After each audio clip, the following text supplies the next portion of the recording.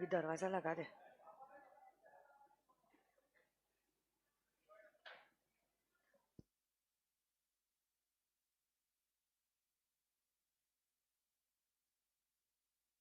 Check. So, very good evening to all of you all.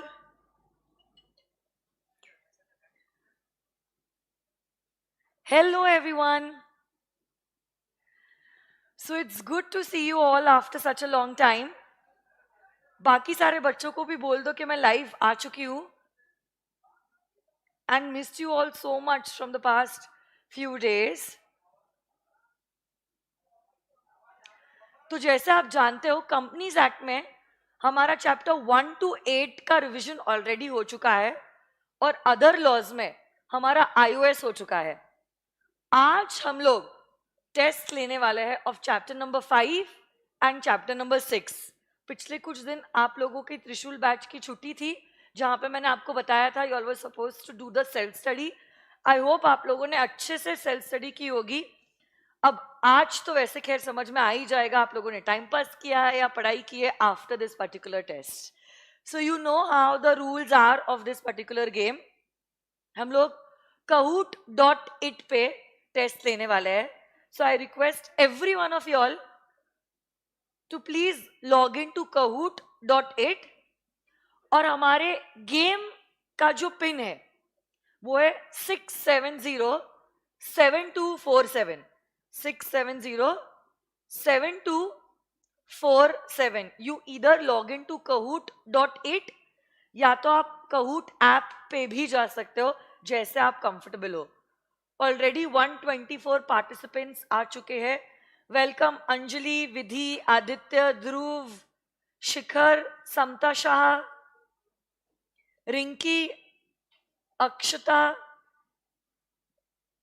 Hello Ridhima. Ashutosh, iOS का pre recorded lecture दिया गया था. I think you missed it.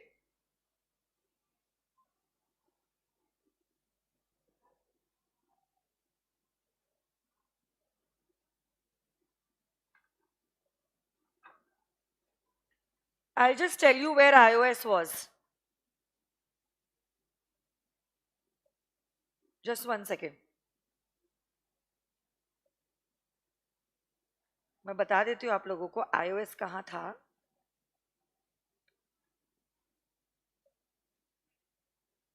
Till that time we'll just wait for more students to join in. 143 students हो गए. एक बार 150 students आते हैं तो फिर हम लोग शुरू कर देंगे.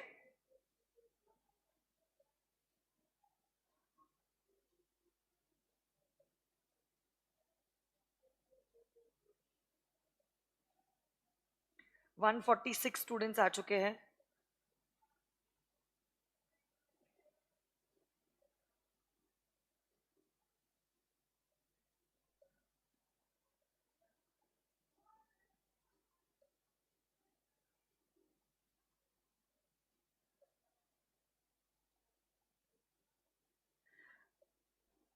जी, तो iOS का जो लेक्चर है ओह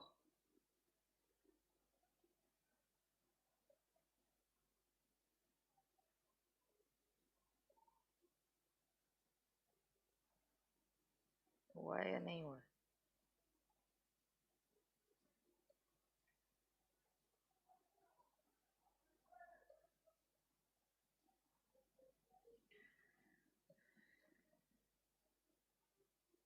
ठीक है, तो आई थिंक अदर लॉज में कुछ नहीं हुआ है आप लोगों का. मुझे लगा iOS हो चुका है. Sorry, my mistake.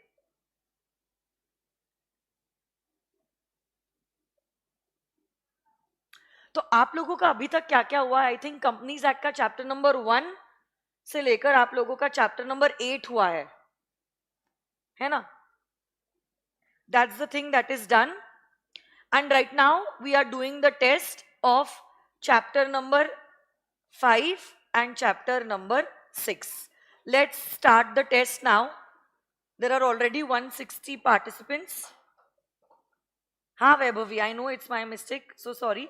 iOS is not yet done. चलो शुरू करते. चलो let's start. आखिरी बार मैं बता रही हूँ गेम का जो पिन है that is 670 7247. So I'm starting with the test, and the test starts in 3, 2, 1, go. First question on your screen now. Come on.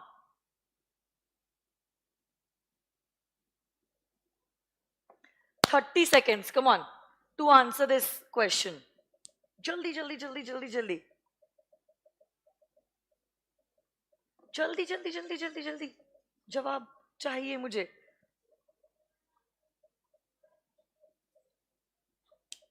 Last 10 seconds, last 10 seconds.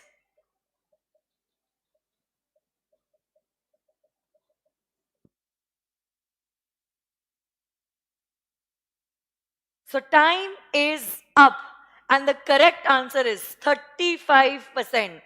So an eligible company, which is a government company, can raise up to 35% of the paid up share capital and the free reserves and the securities premium as deposits. तो आप लोग जानते हो, अगर आपकी government company होती है तो अभी इसमें फर्दर क्लासिफिकेशन है ही नहीं, कितना पब्लिक से कितना मेंबर से. In all, straight away you can accept 35% of the paid up share capital and the free reserves and the securities premium as way of deposits. So 102 students have given the correct answer. So proud of you all. Very good.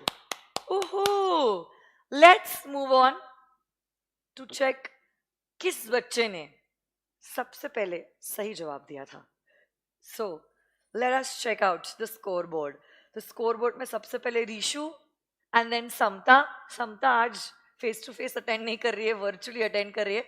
Muskan, Sania and Masira. So good, very good. Next, question number 2 on your screens now.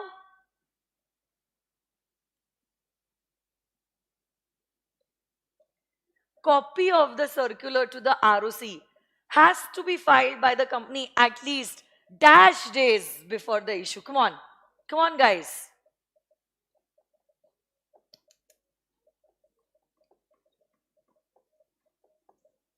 आज music भी लगाया है मैंने थोड़ा सा vibe आने के लिए. Last 3 seconds. Come on. And your time is up. And the correct answer is 30 days before the issue. Rekha, please log into Kahoot. Why are you answering on YouTube? I request every one of y'all, whoever is answering on YouTube, to please log into kahoot.in. Okay. The game pin is 6707247. Okay. चलो next question. सो देखो, copy of circular, जब कभी भी आपको deposit के रूप में पैसा कलेक्ट करना होता है, आप एक सर्कुलर इशू करते हो, और यही सर्कुलर इशू करने के पहले you have to submit it, file it to the ROC, and this has to be filed with the ROC at least 30 days before it has been issued. So let's check out the scoreboard. So question 2 खत्म होने के बाद I think Samta second position से first position पे आ गई है. Good. Sania, Panu, Hrithik and Anjali, क्या बात है. Vishi is the highest climber, 36 places ऊपर आ गई है विशी. गुड विशी.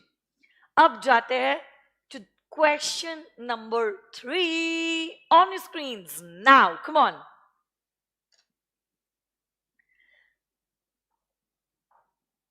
Trust deed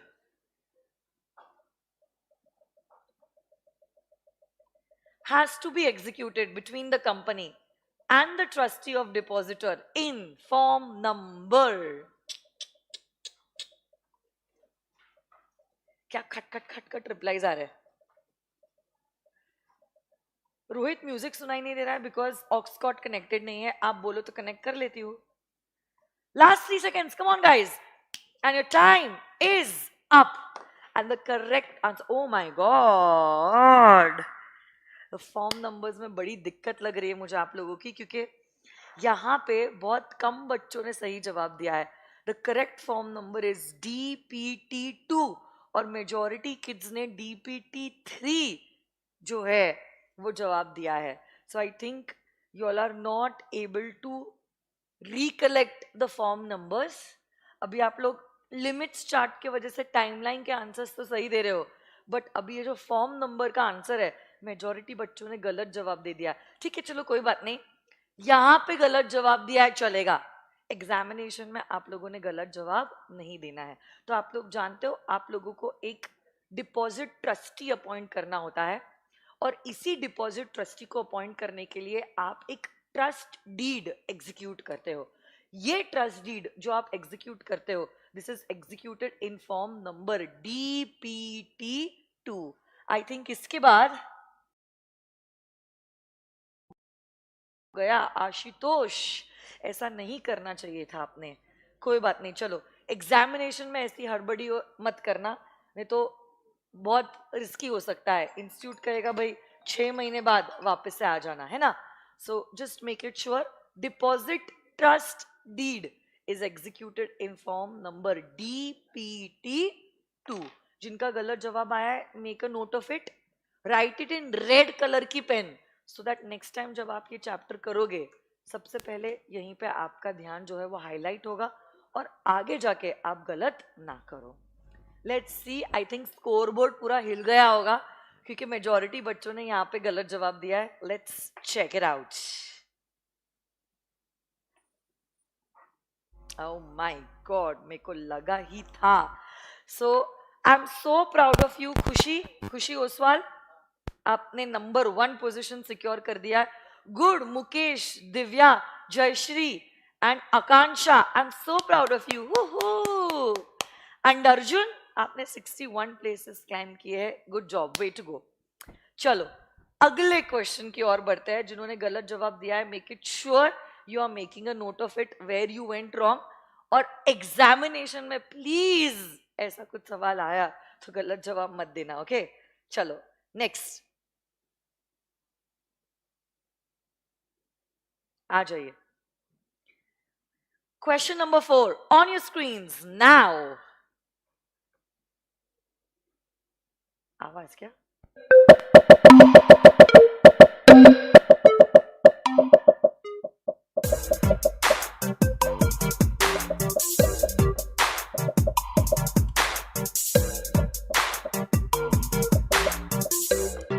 आशुतोष, आपके कितने जवाब सही आ रहे हैं उस पर ध्यान दो, बाकी बच्चों के आंसर्स पे ध्यान मत दो.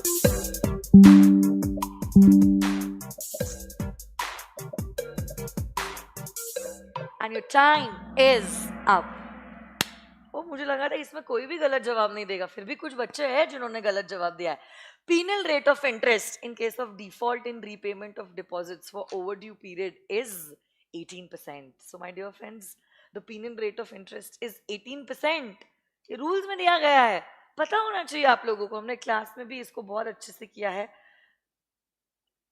So the correct answer is 18%. Majority of you all have given the correct answer. Good. Let's check the scoreboard. So Divya, very good. Mukesh ने अपनी पोजीशन बनाए रखी है. आकांक्षा, क्या बात है, रैंक नंबर 5 से रैंक नंबर 3 पे आ गए हो. जयश्री, गुड, जयश्री ने भी अपनी पोजीशन बना के रखी हुई है. एंड नेहा जो है वो भी आ गई है अब स्कोर बोर्ड पे. गुड. 7 प्लेयर्स ने पिछले 3 आंसर्स एकदम सही दिए हैं. Good. Let's move on to question number 5. On your screens now.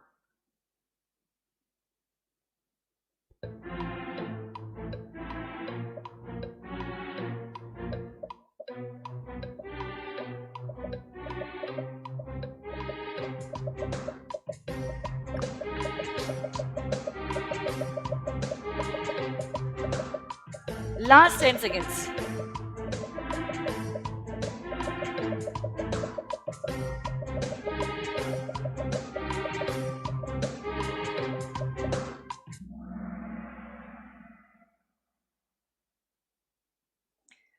Oh my God! बहुत कम बच्चों ने जवाब दिया है. Which of the following is covered under the definition of deposits? Amount received as a facility from a bank, amount received from a multilateral financial institution, amount received from other company, and any interest bearing amount received or held in a trust. So the correct answer is any amount that is received which has interest bearing, okay, will be considered as a deposit. Okay, so even if you have held it in the trust of someone else but उसके ऊपर interest आ रहा है तो उस money को हम deposit consider करेंगे. तो आपको याद होगा जब हमने डिपॉजिट्स की डेफिनेशन देखी थी, more than what is deposits, हमने ये देखा था what all is not covered under the definition of deposits. So make it sure that you all have read every point, क्योंकि हर कोई छोटे से छोटे पॉइंट के ऊपर इंस्टीट्यूट जो है वो एमसीक्यू बना के आप लोगों को पूछ सकता है. और इसी एमसीक्यू टेस्ट से समझ में आता है आप लोगों का प्रेपरेशन जो है कितना थरर था. और मेरे को लग रहा है आप लोगों ने इस टॉपिक को काफी लाइटली लिया है, क्योंकि मेजॉरिटी बच्चे जो है या तो जवाब दे ही नहीं रहे या तो आप लोगों का जवाब जो है गलत आ रहा है. So please it's high time now. आज ऑलरेडी 22 फेब हो चुकी है, फेब का महीना तो खत्म हो गया, आप समझ लो. Now what you only have in hand is March and April.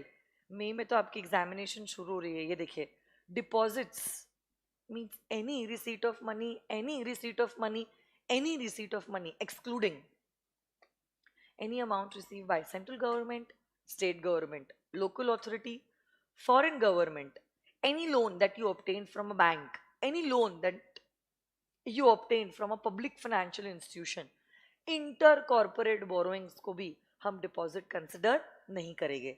Any amount that you receive by way of issuing of commercial papers, आपने सिक्योरिटीज का इशू किया था और आपको सब्सक्रिप्शन मनी मिला, उसको भी हम डिपॉजिट कंसिडर नहीं करेंगे. जब आपने डिबेंचर्स या बॉन्ड्स इशू किए हैं, ओके, एंड दीज बॉन्ड्स और सीसीडीज जिनका पीरियड जो है is not more than 10 years, या तो लिस्टेड एनसीडीज, तो इनको भी हम डिपॉजिट्स कंसिडर नहीं करेंगे. Along with that Nidhi companies, chit funds को अगर पैसा मिला है तो ये जो अमाउंट रिसीव हुआ है उसको भी हम डिपॉजिट कंसिडर नहीं करेंगे. स्टार्टअप कंपनी को 25 लाख या उससे ज्यादा अमाउंट मिला है in a single transaction by way of a convertible note will also not be considered as a deposit. फिर CIS, venture capital fund, mutual funds की भी कंपनीज को जो पैसा मिलता है उसको हम डिपॉजिट कंसिडर नहीं करेंगे. अगर आपको डायरेक्टर से पैसा मिला है और आपकी कंपनी पब्लिक कंपनी है, या आपको डायरेक्टर या रिलेटिव से पैसा मिला है और आपकी कंपनी प्राइवेट कंपनी है, प्रोवाइडेड ये पैसा बोरोड मनी नहीं था और उनका पैसा था, तो इस पैसे को भी हम डिपॉजिट कंसिडर नहीं करेंगे. एम्प्लॉय से हमने लिया है सिक्योरिटी डिपॉजिट जो उनकी एनुअल सैलरी से ज्यादा नहीं है. प्रमोटर ने पैसा दिया है, प्रमोटर ने पैसा दिया है, एक्चुअली आई थिंक बैंक ने पैसा दिया है और प्रमोटर ने इसकी गारंटी ली है, तो ये अमाउंट भी डिपॉजिट कंसिडर नहीं किया जाएगा. एंड लास्टली ट्रस्ट, किसी ने ट्रस्ट के रूप में as a trustee you accepted money but it did not bear interest, then it's not a deposit. But if it is bearing interest it will be considered as a deposit. और trade advances जो लिए जाते हैं कुछ conditions पूरे करने के बाद, उस अमाउंट को भी हम डिपॉजिट कंसिडर नहीं करते हैं. So the correct answer would be any interest bearing amount received और held in the way of a trust will be considered as a deposit. Okay, next question number 6 on your screens now.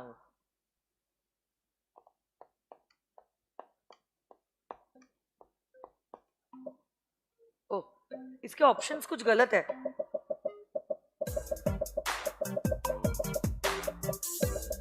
ए और B है fix charge and floating charge, फिर neither A and B, both A and B.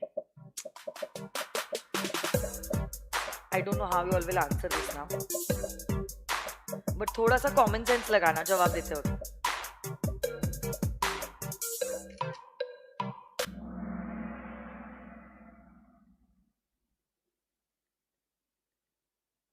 Answer is both A and B. So basically थोड़ा सा अगर आपने common sense लगाया होता तो आपको जवाब आ जाता.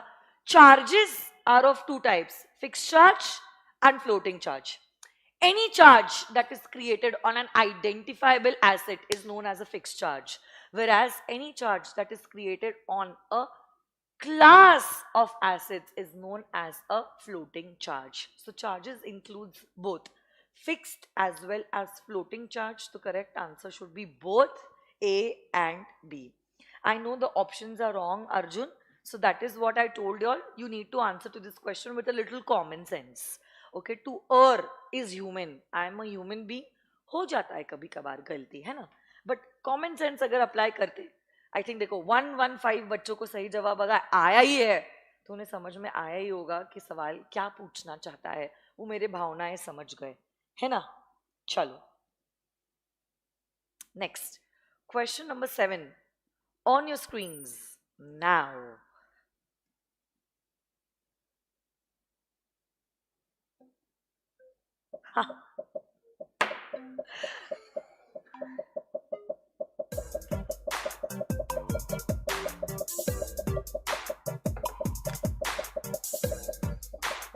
Last 15 seconds.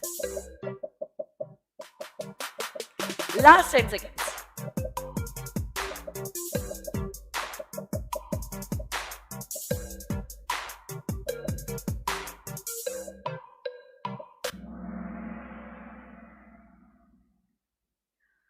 और इसका सही जवाब है ऑल ऑफ द अबव. सुनो ना मेरी बात, आप लोग जानते हो फ्लोटिंग चार्ज सबसे पहले फिक्स चार्ज में क्रिस्टलाइज होता है and then only we can enforce that charge. तो ये कब होता है? जब कंपनी लिक्विडेशन में जा रही है, या कंपनी ने अपना बिजनेस करना बंद कर दिया, या ऐसी कोई घटना हुई जो डीड में स्पेसिफाइड थी, या कंपनी ने डिफॉल्ट किया है, तो तब क्या होता है, आपका जो फ्लोटिंग चार्ज है वो फिक्स चार्ज में क्रिस्टलाइज हो जाता है. तो इसका सही जवाब है ऑल ऑफ द अबव. चलो आगे बढ़ते हैं to question number 8 on your screens now. Come on.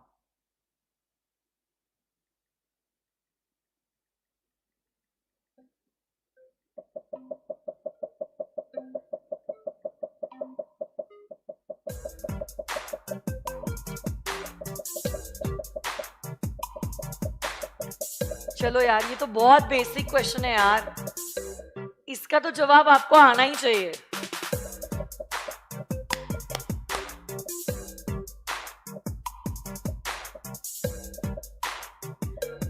Two, one, time is up.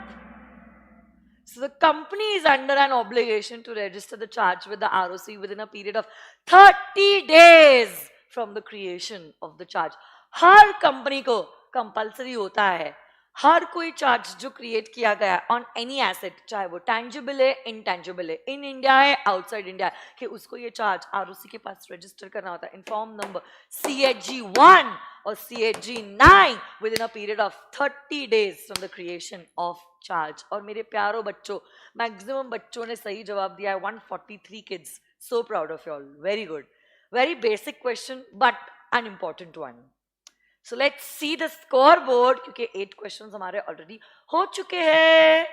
Score board पे नंबर 1 पोजीशन पे मुकेश जी ने अपनी पोजीशन बरकरार रखी है. जानवी, ऋषु, सेजल एंड समता, क्या बात है, वेरी गुड. नाउ आखिरी 2 सवाल आज के सेशन के लिए. Question number 9 on your screens now.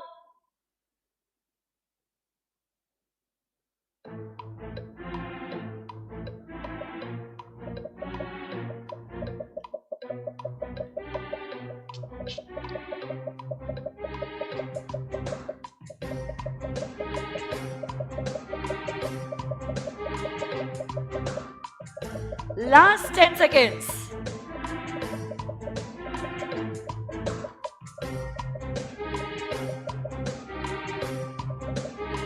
Time is up. So yes, अगर आप आपके चार्ज को रजिस्टर नहीं करते हो, this charge is going to be considered as void as against the liquidator. Okay, so the correct answer is red.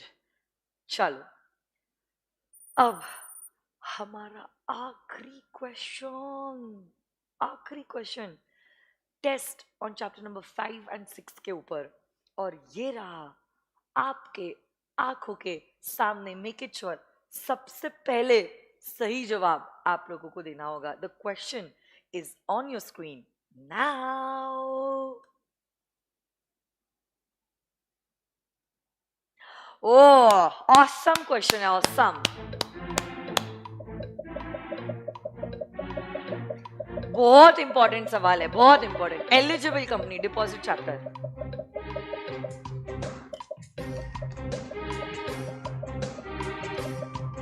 Last 10 seconds.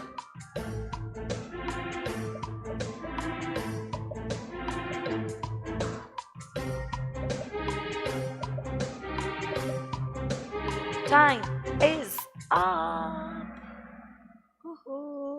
So, आपकी company को एक एलिजिबल कंपनी तब माना जाएगा जब 1 आपकी कंपनी एक पब्लिक कंपनी है, उसका नेट वर्थ 100 करोड़ या उससे ज्यादा है, और उसका टर्नओवर जो है वो 500 करोड़ या उससे ज्यादा है।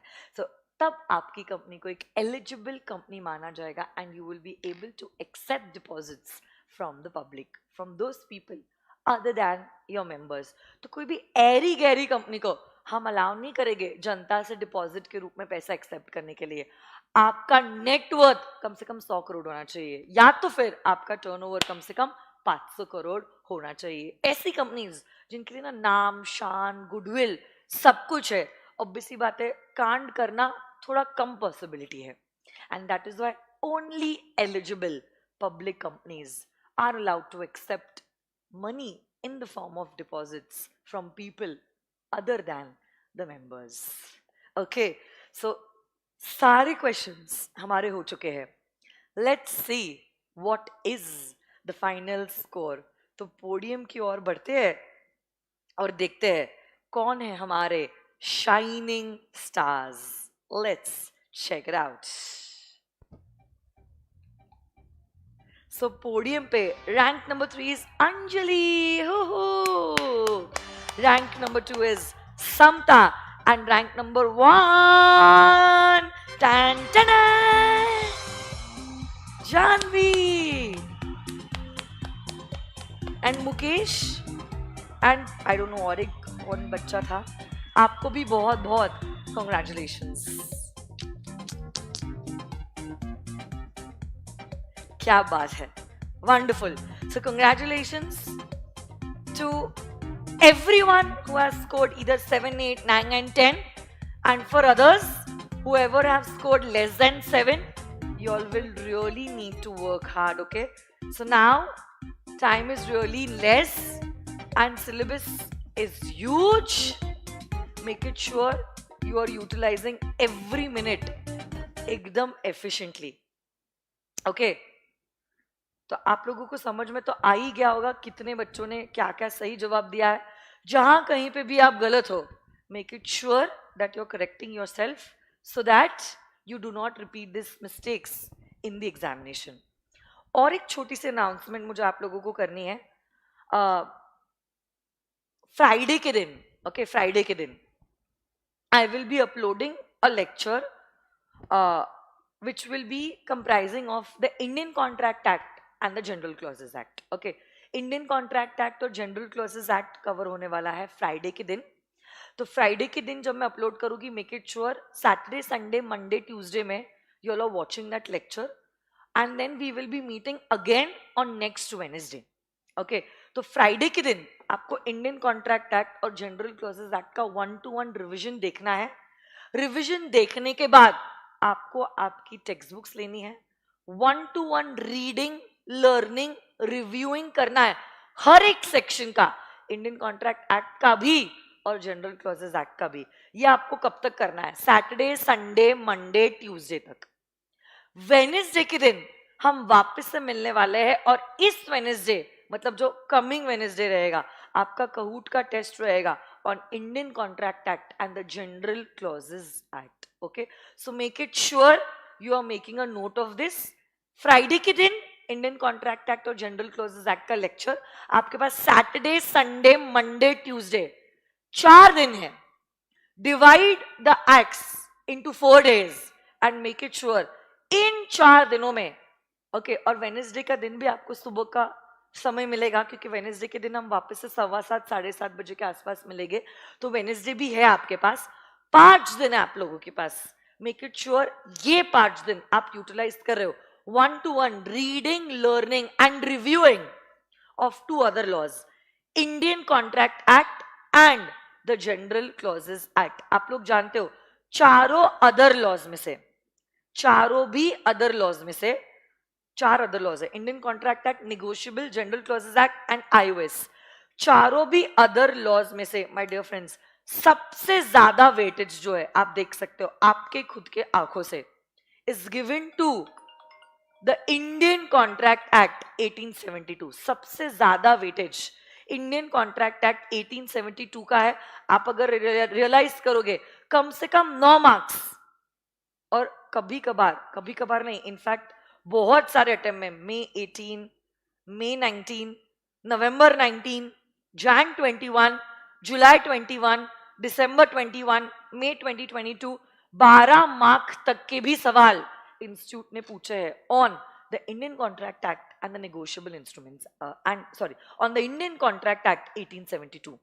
तो इस एक्ट को आप बिल्कुल भी लाइटली नहीं ले सकते हो। मैं वापस से कह रही हूं, सुन लो मेरी बात, इंडियन कॉन्ट्रैक्ट एक्ट और जीसीए का मैंने आपको एक लेक्चर देना है ऑन फ्राइडे के दिन। Friday, Saturday, Sunday, Monday, Tuesday, Wednesday तक आपके पास समय है इंडियन कॉन्ट्रैक्ट एक्ट और जीसीए को करने का। 1-to-1 रीडिंग, लर्निंग, रिव्यूइंग आपको कवर करना होगा। अगले वेनेसडे जब मैं आप लोगों को मिलूंगी, पहली बात तो इन दोनों चैप्टर्स के case study based MCQs discuss करूंगी। After I discuss the case study based MCQs we will be conducting the test on the coming Wednesday. So I want every one of you all to do this, not for me, but for you all. Remember, it's your career and it's your responsibility. So you really need to get serious and you need to actually utilize every minute efficiently from the days that you have in your hand from today. Prepare a timetable. Law के लिए तो मैंने अभी आपको कहा है आने वाले 4-5 दिनों के लिए आपका क्या अप्रोच होना चाहिए। अगले वेडनेसडे हम मिलेंगे, case study based questions discuss करेंगे, दोनों भी अदर लॉस के। कहूट का टेस्ट हो गया और फिर अगले वेडनेसडे मैं अगले हफ्ते का भी आपको प्लानिंग बता दूंगी, ठीक है। So bye bye guys, take care and see you soon. Bye bye, all the best.